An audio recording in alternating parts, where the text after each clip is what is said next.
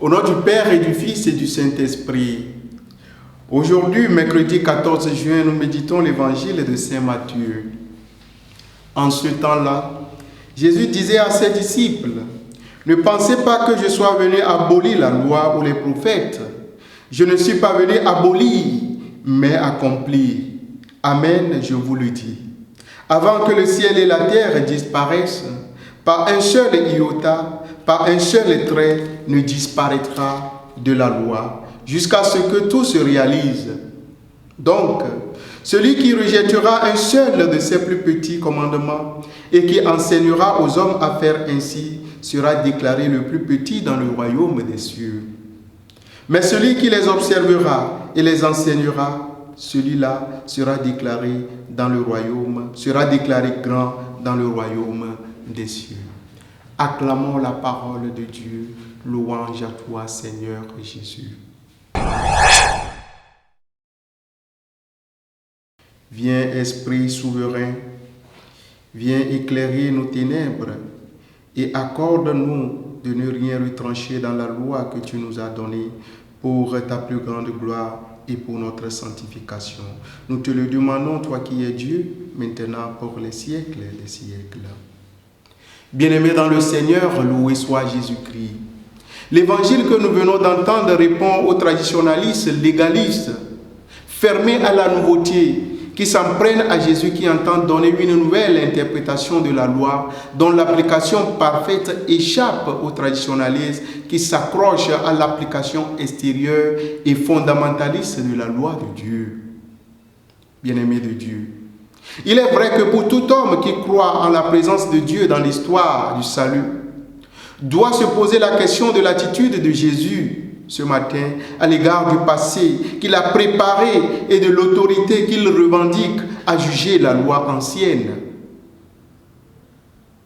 à en fournir une interprétation nouvelle pour formuler des lignes de conduite plus parfaites.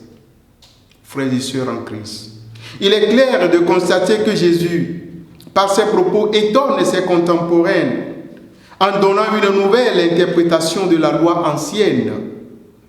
Mais il convient de dire qu'au-delà de ses propos vis-à-vis de l'accomplissement parfait de la loi,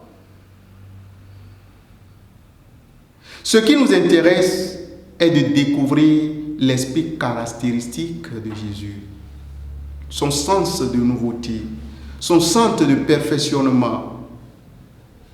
En effet, Jésus ne se présente pas comme un révolutionnaire qui renie le passé et veut abolir tout pour recommencer tout à neuf. Jésus n'entend pas balayer de revers de la main la loi de son Père.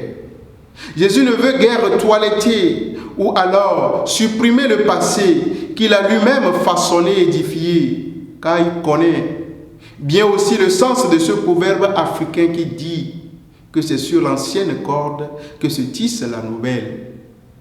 S'il déclare qu'il vient accomplir la loi et les prophètes, c'est qu'il reconnaît la valeur du cheminement salutaire et séculaire par lequel l'homme, guidé par l'Esprit, a recherché Dieu et s'est efforcé de modeler son comportement conformément à cette découverte. Jésus, en d'autres mots, croit en la continuité de l'histoire du salut.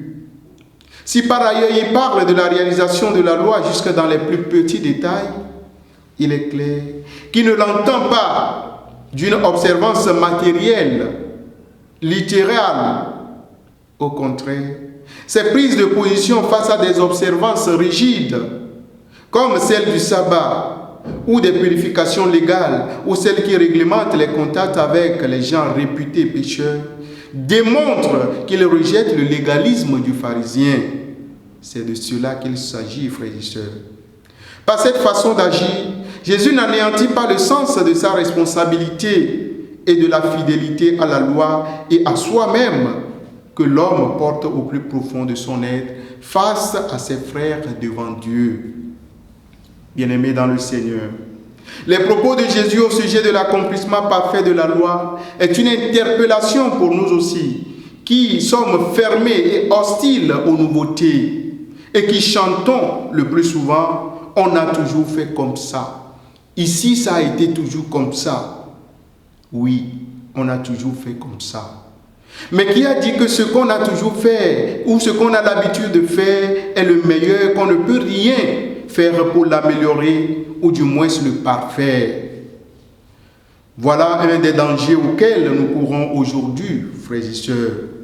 Cet évangile est aussi une interpellation pour nous qui sommes encore dans le légalisme et dans le rigorisme absolu quand il s'agit d'appliquer les commandements de Dieu ou du moins quand il s'agit de l'interpréter authentiquement à nos frères et sœurs.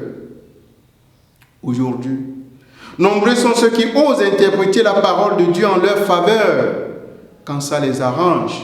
Ils l'interprètent à leur guise, comme bon leur semble, en retranchant ou en ajoutant, pourvu que leurs intérêts soient préservés.